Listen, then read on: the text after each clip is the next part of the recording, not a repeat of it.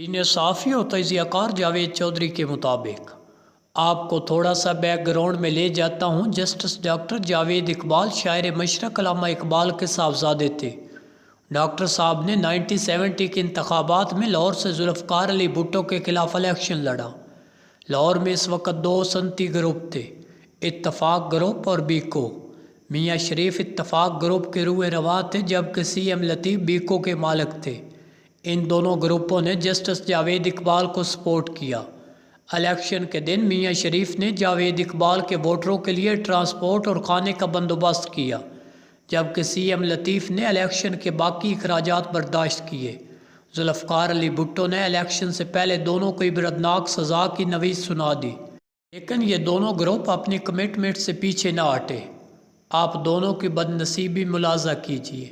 ذوالفقار علی بھٹو 1971 کے آخر میں سول مارشل لا ایڈمنسٹریٹر بن گئے۔ آئین معطل ہوا، حکومت نے ملک کے تمام صنعتی اور پرائیویٹ ادارے سرکاری تحویل میں لے لیے۔ ان اداروں میں اتفاق گروپ اور بیکو بھی شامل تھے۔ یوں ملک کے دو بڑے صنعت کار ایک ہی رات میں فٹ پاتھ پر آ گئے۔ میاں شریف کے پاس چنگڑ محلے کے ایک برف خانے، ایک گاڑی اور خواتین کے زیورات کے علاوہ کچھ نہ بچا۔ میاں شریف کے ساتوں بھائیوں کے گھروں سے کل 80,000 روپے نکلے۔ گرینڈ لائز بینک کے مینیجر نے ذاتی ضمانت پر قرض دیا اور میاں شریف نے دوبارہ کاروبار شروع کر دیا۔ میں دل سے یہ سمجھتا ہوں میاں نواز شریف کی 4 نسلوں میں لیڈر ایک ہی تھے اور وہ تھے ان کے والد میاں شریف۔ یہ وہ شخص تھے جنہوں نے جاتی عمرہ کے انتہائی غریب خاندان کو 3 بار ملک کا بڑا صنعتی گروپ بنایا، جنہوں نے نواز شریف کو میاں نواز شریف اور شہباز شریف کو میاں شہباز شریف بنایا۔ اگر اس ملک میں شک کم اور برداشت زیادہ ہوتی تو میاں شریف کی کہانی یونیورسٹیوں میں پڑھائی جاتی، ان پر کتابیں بھی لکھی جاتی، مگر افسوس ان جیسا شخص بھی سیاسی مخالفت کا شکار ہو گیا۔ آپ سی ایم لطیف کو دیکھیے، وہ بھی ایک کمال انسان تھے، لیکن وہ بھٹو کا جھٹکا برداشت نہ کر سکے۔ وہ پاکستان سے جرمنی چلے گئے اور انہوں نے باقی زندگی ایک گمنام جرمن گاؤں میں گزار دی۔ وہ دوبارہ نہ اٹھ سکے۔ ہم میاں شریف کی طرف واپس آتے ہیں۔ یہ 1970 کی دہائی میں اتفاق گروپ کو دوبارہ بنا رہے تھے۔ لاہور میں جرمنی کے قونصل جنرل اکثر ان سے ملاقات کے لیے آتے تھے۔ قونصل جنرل نے ایک دن مشورہ دیا، آپ اگر مستقبل میں 1972 جیسے حادثوں سے بچنا چاہتے ہیں تو آپ اپنے کسی بچے کو سیاست میں لے آئیں۔ یہ بچہ آپ کے صنعتی گروپ کی حفاظت کرے گا، ورنہ کوئی اور بھٹو آئے گا اور آپ کی یہ امپائر بھی تباہ ہو جائے گی۔ میاں شریف کو یہ مشورہ اچھا لگا۔ انہوں نے اپنے بڑے بیٹے نواز شریف کو اصغر خان کی پارٹی پاکستان تحریک استقلال میں شامل کر دیا۔ اصغر خان اس دور میں اتنے مشہور نہیں تھے، لیکن جنرل ضیاء الحق اندرون خانہ اصغر خان کو سپورٹ کر رہے تھے۔ اصغر خان نے شیروانی تک سلوا لی تھی۔ ان کا خیال تھا میں بھٹو کے خلاف عوامی تحریک چلاؤں گا۔ جنرل ضیاء الحق بھٹو کو فارغ کریں گے، فوج فیئر اینڈ فری الیکشن کرائے گی، یوں اقتدار اصغر خان کے حوالے کر دیا جائے گا۔ یہ خواب ذوالفقار علی بھٹو کی گرفتاری اور ملک میں مارشل لا کے نفاذ تک جاری رہا، لیکن فوج جوں ہی اقتدار میں آئی، اصغر خان، ان کی پارٹی اور ان کی شیروانی تینوں ماضی کا حصہ بن گئے۔ جنرل ضیاء الحق اپنے رفقائے کار کے ذریعے مزے سے حکومت کرنے لگے۔ یہ تبدیلی میاں نواز شریف کو تحریک استقلال سے کنگز پارٹی میں لے آئی۔ یہ بھی جنرل ضیاء الحق کے رفیق کار بن گئے۔ باقی کہانی ملک کے زیادہ تر لوگ جانتے ہیں۔ ہم 1980 تک کے شریف خاندان کا تجزیہ کریں تو ہمیں محسوس ہوگا اگر ذوالفقار علی بھٹو اتفاق گروپ کو نیشنلائز نہ کرتے تو یہ خاندان شاید سیاست میں نہ آتا اور یہ لوگ بھی ملک کے درجنوں سیٹوں کی طرح چپ چاپ 5 سٹار لائف انجوائے کرتے رہتے۔ یہ ایک سیاسی حادثہ تھا جس نے انہیں سیاستدان بنا دیا اور ایک دوسرے سیاسی حادثے نے انہیں اپنے اثاثے باہر منتقل کرنے اور اپنے بچے بیرون ملک رکھنے پر مجبور کر دیا۔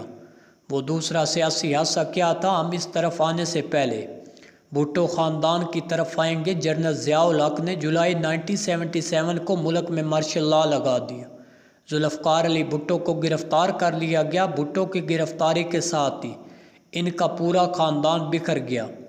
بھٹو کرپٹ نہیں تھا، وہ صنعت کار اور تاجر بھی نہیں تھا، چنانچہ ملک سے باہر ان کی کوئی پراپرٹی، کوئی بینک اکاؤنٹ اور کوئی ذریعہ آمدنی نہیں تھا۔ لہٰذا بھٹو خاندان 1977 سے 1988 تک دنیا میں در بدر پھرتا رہا۔ اس وقت اگر کرنل قذافی بھٹو کے بچوں کی مدد نہ کرتے تو یہ لوگ بھیک مانگنے پر مجبور ہو جاتے۔ بھٹو خاندان 10 سال کے اس خوفناک دور میں اس نتیجے پر پہنچا، ہم نے اگر سیاست کرنی ہے تو پھر ہمارے پاس سرمایہ بھی ہونا چاہیے اور ملک سے باہر ٹھکانے بھی۔ چنانچہ جب 1988 میں محترمہ بے نظیر بھٹو کو اقتدار ملا تو پھر بھٹو خاندان نے سوئس اکاؤنٹس بھی کھولے، سرے محل بھی خریدا، دبئی میں پراپرٹی بھی خریدی، فرانس اور امریکہ بھی نان نفقے کا بندوبست کیا اور پاکستان کے اندر بھی کوئی کسر نہ چھوڑی۔ دولت کے اس انبار میں 93 سے 96 تک 1000 گنا اضافہ ہو گیا۔ شریف خاندان بھی 92 اور 2000 میں اسی عمل سے گزرا۔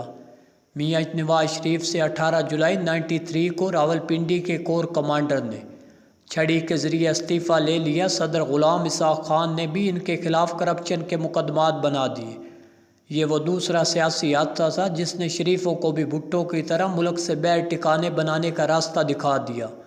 رہی صحیح کسر 1999 میں پوری ہو گئی۔ جنرل پرویز مشرف نے ان کی ساری پراپرٹی، جائیداد، فیکٹریاں اور گھر ضبط کر لیے۔ یہ شاہ عبداللہ کی مدد سے جیلوں سے نکلے، سعودی عرب پہنچے۔ ہمارے ہاں ریٹائرڈ فوجی، بیوروکریٹس، صنعت کار، تاجر اور زمیندار یورپ، ملیشیا، مڈل ایسٹ اور سری لنکا میں جائیدادیں کیوں خریدتے ہیں؟